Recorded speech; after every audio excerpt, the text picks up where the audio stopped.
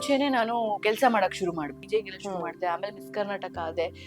MBA ಓದ್ಕೊಂಡೆ ನಾನು serials, Vijay ಹಿಂಗೆ 8 hour show ಇದೆಲ್ಲ ಮಾಡಿ ನಮಗ್ ಚೆನ್ನಾಗಿಲ್ಲ, ನಾವು ನಮಗೇನೋ ಕೆಟ್ಟದ್ ಬಯಸ್ತಾ ಇದಾರೆ ಅನ್ನೋ ಹತ್ರ ನಾವು ವಿಲನ್ ಆಗೇ ಇರ್ತೀವಿ. ಗಂಡ ಇದ್ದವ್ರಿಗೂ ಆಡ್ಕೋತಾರೆ, ಗಂಡನ ಬಿಟ್ಟವ್ರಿಗೂ ಆಡ್ಕೋತಾರೆ, ಮಗು ಮಾಡ್ಕೊಂಡವ್ರು ಆಡ್ಕೋತಾರೆ, ಮಗು ಬೇಡ ಅಂತ ಅನ್ಕೊಂಡವ್ರಿಗೂ ಆಡ್ಕೋತಾರೆ.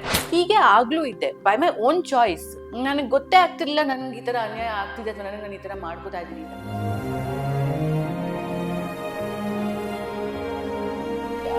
ಅಂಡ್ ಸಾಕಷ್ಟು ಜನ ಮಹಿಳೆಯರಿಗೆ ನೀವು ಇನ್ಸ್ಪಿರೇಷನ್ ಕೂಡ ಆಗಿರ್ತಾರೆ. ಈಗ ಕೆಲವೊಂದು ವಿಡಿಯೋಸ್ ಅಲ್ಲಿ ನಾವು ನೋಡ್ಬೇಕಾದ್ರೆ ಅದಕ್ಕೆ ಕಮೆಂಟ್ ಹಾಕಿರ್ತಾರೆ, ನಮ್ಗೆ ನೀವು ತುಂಬಾ ಇನ್ಸ್ಪೈರ್ ಮಾಡ್ತೀರಾ, ನೀವು ತಗೊಂಡಂತಹ ಡಿಸಿಷನ್ ಇನ್ಸ್ಪಿರೇಷನ್ ಆಗತ್ತೆ ನಮ್ ಲೈಫ್ ಅಲ್ಲಿ ಅಂತ.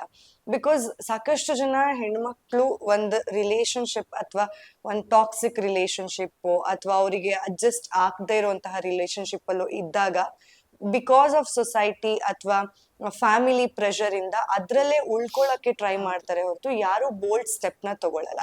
ಇನ್ that case you took a bold step and ಇವತ್ ನೀವು ಒಂದ್ ಜೀವನನ ಕಟ್ಕೊಂಡಿದ್ದೀರಾ, ತುಂಬಾ ಜನಕ್ಕೆ ಅದು ಇನ್ಸ್ಪೈರ್ ಆಗಿರತ್ತೆ.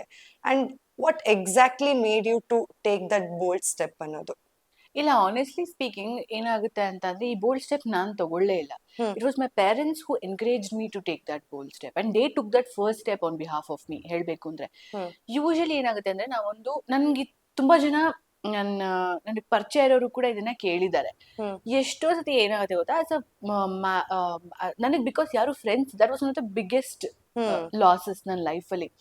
ಎಲ್ಲದನ್ನು ತಂದೆ ತಾಯಿ ಹತ್ರ ಹೇಳ್ಕೊಳಕ್ ಆಗಲ್ಲ, ಯಾರು ಹೇಳ್ಕೊಳೋದಿಲ್ಲ, ಹೇಳ್ಕೊಳಕ್ಕೂ ಆಗಲ್ಲ. ಬಿಕಾಸ್ ದರ್ ಆಲ್ವೇಸ್ ಬಿ ತಂದೆ ತಾಯಿ ಇನ್ ದಟ್ ಜನರೇಷನ್ ಗ್ಯಾಪ್ ಇದ್ದೇ ಇರುತ್ತೆ.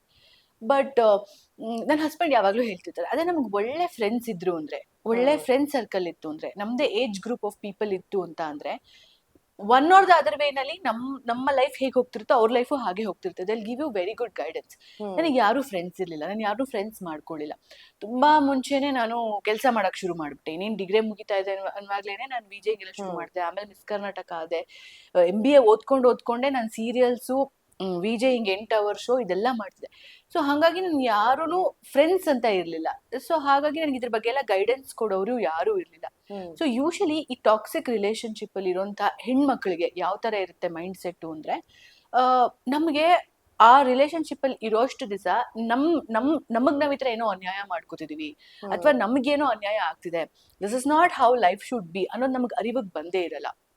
ಹಾಗಾಗಿ ಸೊ ನನ್ನ ಲೈಫಲ್ಲಿ ಫಾರ್ 5 ಲಾಂಗ್ ಇಯರ್ಸ್ ಅದು ನಡೀತಾ ಇರ್ಬೇಕಾದ್ರೂ ಕೂಡ ನಾನು ಯಾರ ಕಲೀಗ್ಸ್ ಹತ್ರ ಆಗಿರ್ಬೋದು, ಅಪ್ಪ ಅಮ್ಮನ ಹತ್ರ ಯಾರ ಹೇಳ್ಕೊತಾನೆ ಇರ್ಲಿಲ್ಲ. ಸೊ ನಾನು ಎಲ್ಲರ ಮುಂದೆ ಕೂಡ ಆರಾಮಾಗಿ ಖುಷಿಯಾಗಿ ಜೆನ್ಯೂನ್ ಆಗಿ ಖುಷಿಯಾಗಿರ್ತಿದ್ದೆ, ವಿತೌಟ್ ಮೀ ನೋಯಿಂಗ್ ದಟ್ ನನ್ಗೆ ಮನ್ಸಲ್ಲಿ ಏನೋ ಕೊರ್ಗಿದೆ ಅಂತ ಹೇಳಿ. ಬಟ್ ಮನ್ಸಲ್ಲಿ ಕೊರ್ಗಿದಂತೂ ನಿಜ. Now when I look back in to those 5 years ನನ್ಗೆ ಅರ್ಥ ಆಗುತ್ತೆ, ಇಲ್ಲ ನನ್ಗೆ ಆಕ್ಚುಲಿ ಕೊರ್ಗಿತ್ತು, ಬೇರೆ ಯಾರು ಅದನ್ನ ಕ್ಯಾಮಫ್ಲಾಜ್ ಮಾಡಿಲ್ಲ, ನಾನೇ ಅದನ್ನ ಕ್ಯಾಮಫ್ಲಾಜ್ ಮಾಡ್ಕೊಂಡು ಲೈಫ್ ಅಂದ್ರೆ ಹೀಗೆ ಇರ್ಬೇಕು ಅಂತ ಅನ್ಕೊಂಡು ಓಡಾಡ್ತಾ ಇದ್ದೆ. ಸೊ ಹಾಗಾಗಿ ಯಾರಿಗೂ ಅದು ಗೊತ್ತಾಗ್ಲಿಲ್ಲ. ಸೊ ತುಂಬಾ ಜನ ಟಾಕ್ಸಿಕ್ ರಿಲೇಶನ್ಶಿಪ್ ಅಲ್ಲಿ ಇರುವಂತ ಹುಡುಗಿರ್ಗೆ ಅವರು they are going through that ಅನ್ನೋದೇ ಅವ್ರಿಗೆ ಗೊತ್ತಿರಲ್ಲ. So you need a very nice friend or a guide or a family member. ಆ ಟೈಮ್ ಅಲ್ಲಿ ಇವಾಗ ಹೆಂಗ್ ಡಿಪ್ರೆಷನ್ ನಲ್ಲಿ ಇರೋರ್ಗೆ ಅವ್ರು ಡಿಪ್ರೆಷನ್ ಅಲ್ಲಿ ಇದಾರೆ ಅಂತ ಗೊತ್ತೇ ಇರೋದಿಲ್ವಲ್ಲ, you need somebody to take you out of that and tell you firstly that ನಿನಗೆ ಇದಾಗ್ತಿದೆ ಅಂತ ಹೇಳ್ಬಿಟ್ಟು. ನನಗೆ ಹತ್ರ ಯಾರು ಇರ್ಲಿಲ್ಲ. ಬಿಕಾಸ್ ಇವಾಗ ನಾನು ನಿಮ್ಮ ಹತ್ರ ಹೇಗ್ ಮಾತಾಡ್ಕೊಂಡು ಹೇಗಿದ್ದೀನಲ್ವಾ, ಹೀಗೆ ಆಗ್ಲೂ ಇದ್ದೆ ಬೈ ಮೈ ಓನ್ ಚಾಯ್ಸ್. ನನಗೆ ಗೊತ್ತೇ ಆಗ್ತಿರ್ಲಿಲ್ಲ ನನ್ಗೆ ಈ ತರ ಅನ್ಯಾಯ ಆಗ್ತಿದೆ ಅಥವಾ ನನಗೆ ನಾನು ಈ ತರ ಮಾಡ್ಕೋತಾ ಇದ್ದೀನಿ ಅಂತ. ಅಂಡ್ ಒನ್ ಫೈನ್ ಡೇ ನಮ್ಮ ಅಪ್ಪ ಅಮ್ಮಂಗೆ ಅದ್ ಗಮನಕ್ಕೆ ಬಂದಾಗ they ask me to walk out of that relationship and then they told me, ನಾವು ಹೆಣ್ಮಕ್ಳಿಗೆ ಇವಾಗ ನಾವು ಮದುವೆ ಮಾಡ್ಕೊಡೋದು ಯಾಕೆ, ನಮ್ಮ ಮನೇಲಿ ಇರೋದಕ್ಕಿಂತಾನು ಕೂಡ ಬೇರೆ ಮನೆಗೆ ಹೋಗಿ ಇನ್ನೂ ಚೆನ್ನಾಗಿರ್ಲಿ ಅಂತ. ನಾವ್ ಈ ವರ್ಲ್ಡ್ ಅಲ್ಲಿ ಇಲ್ಲ ಅಂತ ಅಂದಾಗ್ಲೂ ಕೂಡ ಅಷ್ಟೇ ಖುಷಿಯಾಗಿ ಅವ್ರು ಇರ್ಬೇಕು ಅನ್ನೋ ಕಾರಣಕ್ಕೆ ಮದುವೆ ಮಾಡ್ಕೊಡಿಲ್ಲ. ಅಂದ್ರೆ ನಾವು ಮಗುನ್ ಹೆತ್ತಿದೀವಿ ಅಂತ ಅಂದ್ಮೇಲೆ ಅದನ್ನ ನೋಡ್ಕೊಳ್ಳೋದು ಲೈಫ್ ಲಾಂಗ್ ನಮ್ಗೇನ್ ಕಷ್ಟ ಅಲ್ಲ, ನಮ್ ಮಗು ಅದು. ಸೊ ನೀನ್ ಅಲ್ಲಿಗೆ ಹೋಗ್ಬಿಟ್ಟು ನೀನ್ ಇಲ್ಲಿಗಿಂತಾನು ಕಷ್ಟ ಪಡ್ತಿದ್ಯಾ ಅಂತ ಅಂದ್ರೆ ನೀನ್ ಅಲ್ಲಿ ಒಂದ್ ಕ್ಷಣನೂ ಇರೋಂತ ಅವಶ್ಯಕತೆ ಇಲ್ಲ. It's your happiness that is important. So ನೀನ್ ಬಂದ್ಬಿಡು ವಾಪಸ್ಸು ಅಂತ. So from there all this transition began. ಅವಾಗ ನನಗೆ ರಿಯಲೈಸ್ ಆಯ್ತು, ಹೌದು ನನಗ್ ನಾನೇ ಅನ್ಯಾಯ ಮಾಡ್ಕೋತಾ ಇದ್ದೆ. I was not truly happy. ನನ್ಗೆ ಈ ತರ ಅನ್ಯಾಯ ನಡೀತಿದೆ ಅಂತ ಹೇಳ್ಬಿಟ್ಟು ಅವಾಗ ನನಗೆ ರಿಯಲೈಸ್ ಆಯ್ತು. ಸೊ ಅದ್ ಯಾವುದೇ ಫ್ಯಾಮಿಲಿ ಮೆಂಬರ್ ಆಗಿರ್ಬೋದು, ಒಬ್ಬ ಫ್ರೆಂಡ್ ಆಗಿರ್ಬೋದು, ಒಬ್ಬ ಒಳ್ಳೆ ಕಲೀಗ್ ಆಗಿರ್ಬೋದು, ಈ ತರ when a women is going through something like this, ಯಾರಾದ್ರೂ ಅವ್ರಿಗೆ ಅಡ್ವೈಸ್ ಮಾಡಿ ಅವ್ರಿಗದು ಅವ್ರ ಅರಿವಿಗೆ ಬರೋ ಹಾಗೆ ಮಾಡ್ಬೇಕು. So that's the most important thing.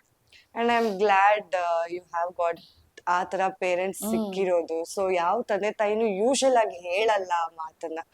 I am very happy for that. ಹಾಗೆ ಇಲ್ಲಿ ಟಚ್ ವುಡ್. ಅಂಡ್ ತಂದೆ ತಾಯಿಗಳು ಆತರ ಇರ್ಬೇಕು, ಅವ್ರು ಹೌದು. ಹೇಳ್ಬೇಕು.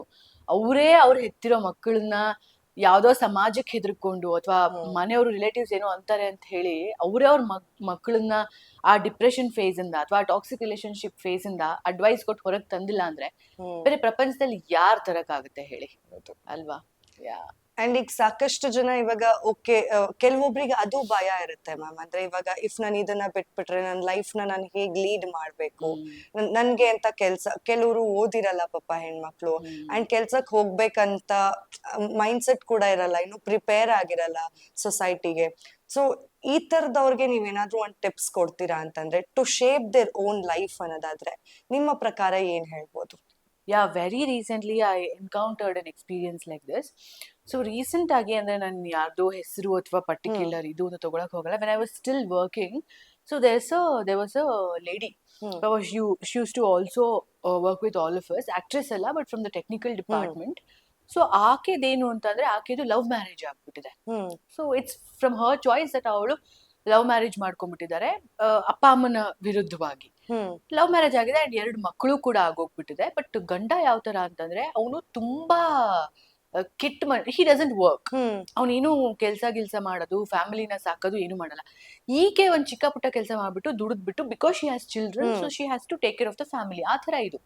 ಆ ತರ ಇದ್ರಲ್ಲಿ ಒಂದು ದಿವಸ ಇವಾಗ ಈ ತರ ಕೆಲಸ ಮಾಡ್ಬೇಕಾದ್ರೆ ನಮ್ ಶೂಟ್ಸ್ ಎಲ್ಲ ನಿಮ್ಗೆ ಗೊತ್ತಲ್ಲ, ಓವರ್ ನೈಟ್ ಶೂಟಿಂಗ್ ಆಗ್ಬಿಡಿದೆ ಅಂತ ಹೇಳಿ ಅವಳಿಗೆ ಇದೆಲ್ಲ ಇಲ್ಲೆಲ್ಲ ಗಾಯ ಆಗೋ ತರ ಹೊಡೆದಿದ್ದಾನೆ full, just because she was working ಅನ್ನೋ ಕಾರಣಕ್ಕೆ.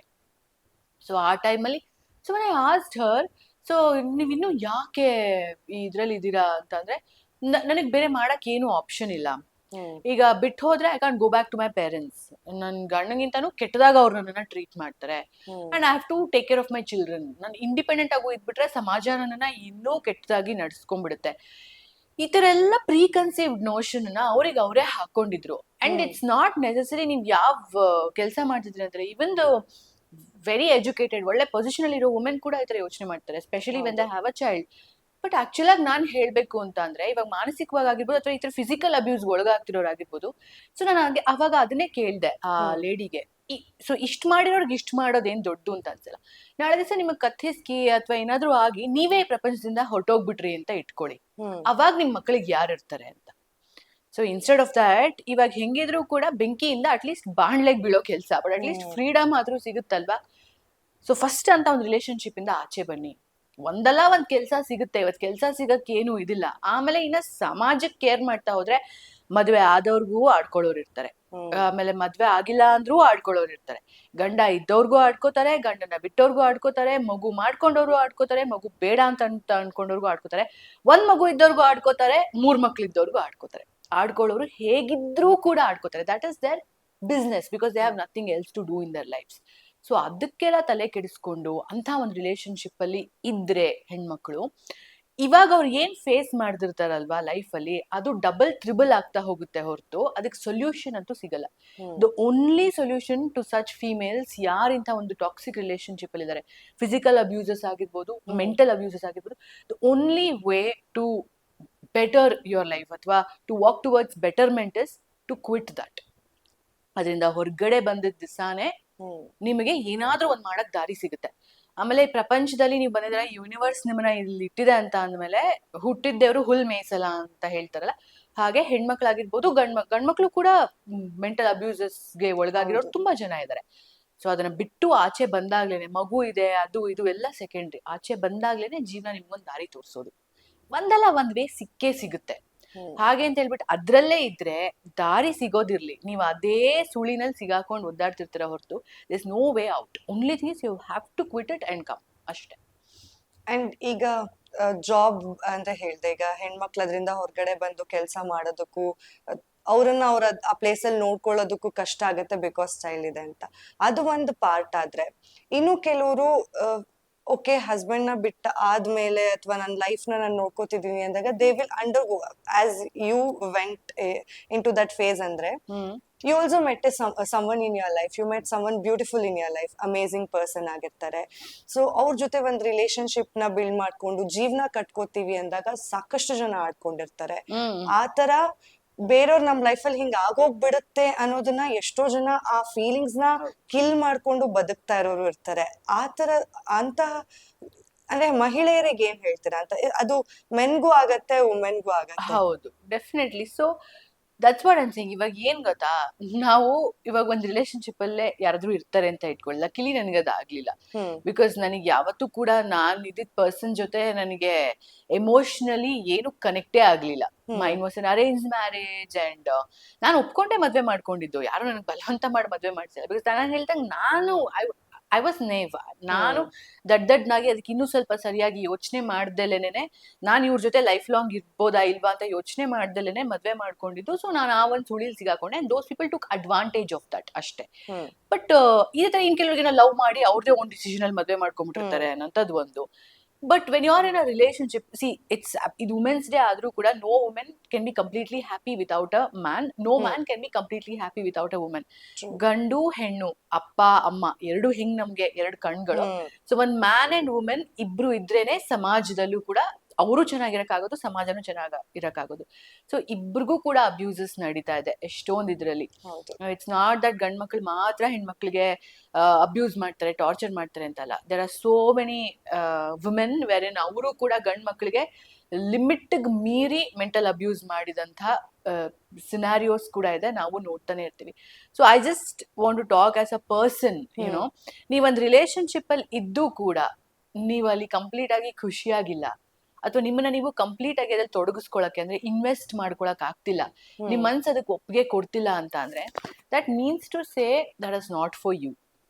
ಅದನ್ನ ಜಾಸ್ತಿ ದಿವಸ ಎಳೆದಾಡ್ಕೊಂಡು ಅಥವಾ ಇನ್ನೊಬ್ರು ಚೆನ್ನಾಗಿರೋರು ನೋಡ್ಕೊಂಡು ಕೆಲವ್ರು ಅಸೂಯೆ ಪಟ್ಕೋಬಹುದು, ಇನ್ ಕೆಲವರು ಅಯ್ಯೋ ನನ್ ಜೀವನ ಇಷ್ಟೇ ಬಿಡು, ನನ್ ಹಣೆ ಬರ ಇಷ್ಟೇ ಬಿಡು ಅಂತ ಅನ್ಕೊಂಡಿರ್ಬೋದು. ಈ ತರ ಥಾಟ್ಸ್ ನಿಮ್ ಮೈಂಡ್ ಬರ್ತಿದೆ ಅಂತ ಅಂದ್ರೆ that means to say there is nothing else left in that relationship ಅಂತ. ಏನೇ ಆಗಿರ್ಬೋದು, ಮಗು ಆಗಿರ್ಬೋದು, ಇನ್ನೊಂದೇನೋ ಒಂದು ನೀವೇ ಲವ್ ಮಾಡಿ ಮದ್ವೆ ಮಾಡ್ಕೊಂಡಿರ್ಬೋದು, ಅರೇಂಜ್ ಮ್ಯಾರೇಜ್ ಆಗಿದ್ದು ಅಪ್ಪ ಅಮ್ಮ ಏನ್ ಅನ್ಕೊಂಡ್ಬಿಡ್ತಾರೋ ಅಂತ, ಆಲ್ ದೋಸ್ ಆರ್ ಸೆಕೆಂಡ್ರಿ. ನಿಮಗ್ ಯಾವಾಗ ಆ ರಿಲೇಶನ್ಶಿಪ್ ಅಲ್ಲಿ ಲೈಕ್ 10/10 ಲೈಕ್ ನನ್ ಕಂಪ್ಲೀಟ್ ಅಂತ ನನಗೆ ಅನ್ನಿಸ್ತಾ ಇಲ್ಲ ನನಗೆ, ಇನ್ನೊಬ್ರು ಯಾರೋ ಒಂದ್ ಕಪಲ್ ನ ನೋಡ್ಬಿಟ್ಟು ಛೇ ನಾನು ಹೀಗಿದ್ರೆ ಚೆನ್ನಾಗಿರ್ತಿತ್ತಲ್ವಾ, ಅಥವಾ ಇನ್ನೊಬ್ರು ಯಾರಾದ್ರೂ ಫಾರ್ ಎಕ್ಸಾಂಪಲ್ ಮೆನ್ಗೆ ವುಮೆನ್ ಅಥವಾ ವುಮೆನ್ಗೆ ಮ್ಯಾನ್ ನೋಡಿ ಛೇ ನಾನು ಇವನನ್ನ ಅಥವಾ ಈಕೆನ ಮದ್ವೆ ಮಾಡ್ಕೊಂಡಿದ್ರೆ ಚೆನ್ನಾಗಿರ್ತಲ್ವ ಅಂತ ಯಾವತ್ತೂ ಆ ಥಾಟ್ ಪ್ರೊಸೆಸ್ ಮೈಂಡ್ ಅಲ್ಲಿ ಬರುತ್ತೋ that means to say that this relationship was not meant for you ಅಂತ. ಸೊ ಅಂಥ ಟೈಮಲ್ಲಿ ಗಂಡ ಹೆಂಡತಿ ಆಗಿದ್ರು ಕೂತ್ಕೊಂಡು ಮಾತಾಡಿ I think it's better to move on. ಲೈಫಲ್ಲಿ ಒಂದು ಒಳ್ಳೆ ಸ್ಟೆಪ್ ತಗೊಳ್ಳೋದು ಒಳ್ಳೇದು. ಅಲ್ಲೇ ಇದ್ದು ಮನ್ಸಿಲ್ಲ ಅಂದ್ರೂ ಮನ್ಸಿದೆ ಅಂತ ತೋರಿಸ್ಕೊಂಡು ಇರೋದ್ರ ಬದಲು I guess that's a better option ಅಂತ ನನಗೆ ಡೆಫಿನೆಟ್ಲಿ ಅನ್ಸುತ್ತೆ.